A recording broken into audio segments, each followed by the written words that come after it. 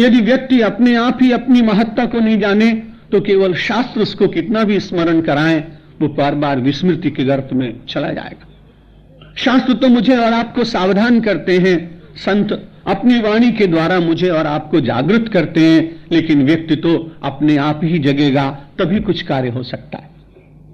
भगवान आदि शंकराचार्य ने मणिरत्नमाला के पवित्र संदेश और उपदेशों के द्वारा तत्कालीन यतियों को संदेश दिया, यतियों के माध्यम से मुझे और आपको संदेश दिया, और प्रश्न उठा था कि संसार में वास्तव में बंधा हुआ कौन है, और वास्तव में वो व्यक्ति दुखी कौन है। दुखी सदा को विषयानुरागी,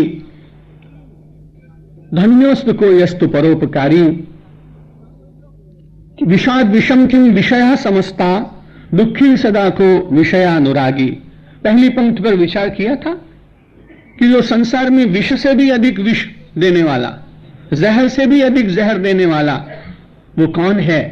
अगर हम संसार के विषयों को ही सत्य मान लें और उनके ही सेवन में जीवन व्यतीत होने लगे संपूर्ण, तो उसका जो जहर चढ़ता है वो उतर नहीं पाता।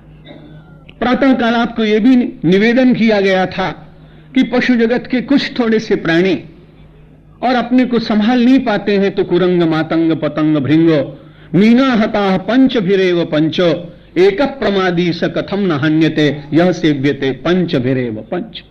ये मानव जब प्रमादी हो जाता है, असावधान हो जाता है और जीवन में विषय को ही सत्य मानने लगता है, विषयों से दूर चला जाए, ऐसा तो संभव नहीं।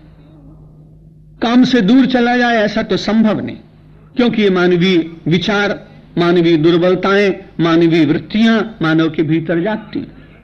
और भगवान श्री कृष्ण जहां मोक्ष का उपदेश करते हैं, वहीं व्यावहारिक जीवन को भी ठीक बनाने का संदेश देते हैं। उन्होंने कहा ये बहुत ही हे बात नहीं है, धर्म विरुद्ध भूतेषु कामोस्मि भरतर्षभ। भगवान ने कहा धर्म से जो अविरुद्ध काम का भाव जागता है वो तो मेरा ही स्वरूप है। कामोस्मि भरतर्षभ, जो मानव के मन में काम का विचार जागता है लेकिन वह मर्यादा में हो, जिस जिस आश्रम में जो जी रहा है उसके लिए जैसे संदेश शास्त्रों ने दिए हैं उसके अनुरूप नियम का पालन करने वाला भगवान के निकट ही पहुंच जाएगा। कई बार तो आपने सरिताओं का दर्शन किया है। निरंतर परिव्राजक धर्म का निर्वाह करने के कारण अनेक प्रांतों में जाने का अवसर मिलता है। एक बार मैं भरूच गुजरात, जहां नर्मदा है, पुल पार करता हुआ जा रहा था। शरद पूर्णिमा की रात्रि थी, कुछ अंधेरा हो गया था। गांव के लोग नमामि देवी नर्मदे, नमामि देवी नर्मदे कहकर श्रीफल चढ़ा रहे थे, बड़े सत्कार पूर्वक सरिता का सम्मान कर रहे थे। भगवान आदि शंकराचार्य कृत स्तोत्र का पाठ कर रहे थे, बड़ा अच्छा लगा। गांव के लोग हैं लेकिन राष्ट्र जीवन को शीतलता, प्रवाह, शक्ति देने वाली सरिताएं हमारे लिए पूज्य बनी हुई हैं और हम उनके प्रति बड़ा सम्मान रखते हैं। गांव का सामान्य व्यक्ति भी और उस बात को जानता है और वहां एकत्र होता है। कार्तिकी का मेला, शरद पूर्णिमा का मेला, माघ मास का मेला, बिना किसी सूचना के लाखों लोग एकत्र होकर राष्ट्र के जीवन में अपनी जाति, वर्ण, वर्ग, भाषा इन सब को भूलकर और सरिता में स्नान करते हैं। जितनी सभ्यता बढ़ती जाती है उतने पैसे के दाम बढ़ते जाते हैं, जितनी सभ्यता बढ़ती जाती है उतने स्नान के दाम बढ़ते जाते हैं। अमेरिका में आप स्विमिंग पूल में स्नान करें बहुत पैसा लगेगा, कलकत्ता में भी स्नान करें तो पैसा देना पड़ेगा, लेकिन परमात्मा ने गंगा में स्नान करने वाले को ये नहीं कहा कि तुम्हें कुछ पैसा लगेगा। यमुना में स्नान करने वाले को नहीं कहा कि पैसा लगेगा, नर्मदा में स्नान करने वाले को नहीं कहा कि पैसा लगेगा।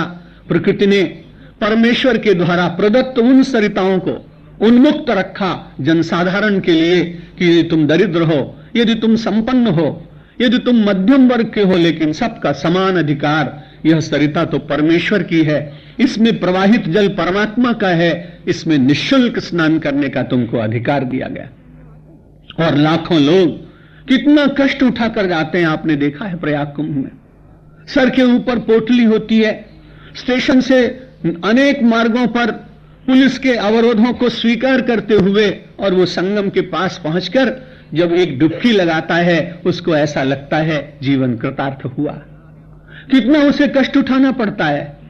कहीं छोटी सी जगह पे बैठ के 5 आदमी मिट्टी का चूल्हा बनाकर, और मिट्टी तो मिल नहीं पाती इसलिए ईंटें भी लोग अपने साथ ले जाते हैं, छोटा चूल्हा बनाया, 4 रोटियां सेकी, दरिद्रता का विस्मरण हुआ, और दारिद्र्य के उस कठिन संकट का निवारण करने के लिए गंगा मुझे शक्ति देगी, ये पवित्र माटी मुझे संदेश देगी, इसकी रज को अपने भाल पर लगाऊंगा तो मेरे भाल में लिखी जितनी कुरेखाएं हैं वे सब समाप्त हो जाएंगी। इस विश्वास के साथ गांव का, नगर का, वन का सामान्य व्यक्ति जाकर अपने सौभाग्य के उदय की कामना आज भी करता हुआ दिखाई पड़ता है। और ये संस्कृति इसीलिए जीवित बनी रही, इसीलिए जीवित बनी रही कि कई ऐसे स्थान होते हैं जहां संपन्न और विपन्न कहीं अलग अलग नहीं होते, सब एक साथ जाते हैं, सब लोग वहां भूल जाते हैं और उनको लगता है कि इस पवित्र राष्ट्र के हम अंग हैं और हम भगवान की संतान हैं, ब्रह्म हमारे भीतर है, ब्रह्म सबके भीतर है, और उस ब्रह्मात्मय के भाव का उस सारे चित्र में दर्शन होता है जहां मानव अपनी सारी बाह्य उपाधियों का विस्मरण करता है। दुखी सदा को विषय अनुरागी, जो विषयों का अनुरागी है वो व्यक्ति निश्चित रूप से बार बार दुखी होगा। और मैंने अभी निवेदन किया कि हमारी संस्कृति संसार के पदार्थों का निषेध नहीं करती, पदार्थों के साथ जो मानव की आसक्ति हो जाती है उस आसक्ति का निषेध करती है। यदि आसक्ति से मानव बचकर संसार के पदार्थों का सेवन कर सके तो उसके लिए कोई कठिनाई उपस्थित नहीं होती।